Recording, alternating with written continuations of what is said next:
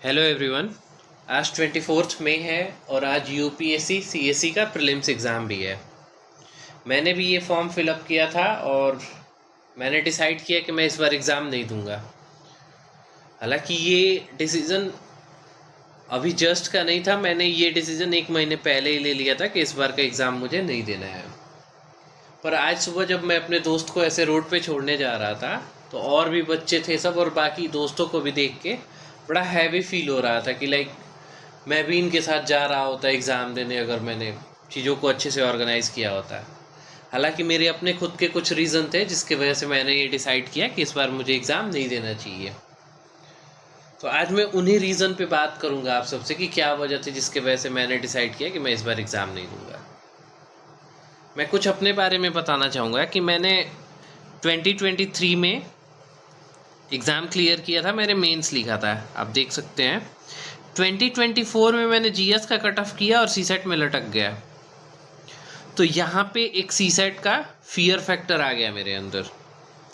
अब मैं उन वजहों पे बात करूँगा कि किन वजहों की वजह से मैंने एग्ज़ाम नहीं दिया। हालांकि 2025 में मेरा यूपी पीसीएस का मेंस था तो उस साल मैं नहीं दे पाया था, और 2026 इस बार का है। तो मैं अभी रीज़न्स पे बात करूँ तो पहली बात कि मैं जनरल कैटेगरी से हूँ और मेरे 4 अटेम्प्ट ऑलरेडी हो चुके हैं, सिर्फ 2 अटेम्प्ट बचे हुए हैं, तो मैं इनको थोड़ा अच्छे से यूज़ करना चाहता हूँ। दूसरी चीज़, अभी यूपी पीसीएस का मेंस ख़त्म हुआ है 29, 30, 31 मार्च और 1 अप्रैल को। मतलब अगर 4-5 दिन का रेस्ट ले लिया जाए तो उसके बाद मेरे पास आई थिंक 40-45 दिन के आसपास बच रहे थे। मैं जब चीज़ों को कैलकुलेट कर रहा था तो पूरे सिलेबस को एक बार पढ़ना और साथ ही साथ करंट अफेयर को कवर करना सिर्फ एक ही बार मुझे मिलता है ये चीज़ें करने के लिए। मतलब रिवीजन के लिए मेरे पास टाइम नहीं बचता फिर, तो ये काफ़ी रिस्की होता फिर मेरे लिए। और ऑलरेडी 4 अटेम्प्ट हो गए थे तो मैं उस टाइप का रिस्क लेना नहीं चाहता था। दूसरी बात, करंट अफेयर वैसे ही छूटा था।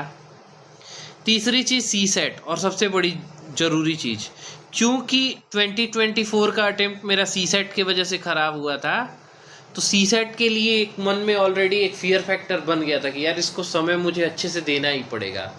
और ये बचे हुए 45 डेज़ में अगर जीएस के पीछे जाओ तो फिर सीसेट छूटता, सीसेट के पीछे जाओ तो जीएस कॉम्प्रोमाइज़ होता। इसके वजह से भी मैंने सोचा कि इस साल ब्रेक लेते हैं, अगले साल देखते हैं।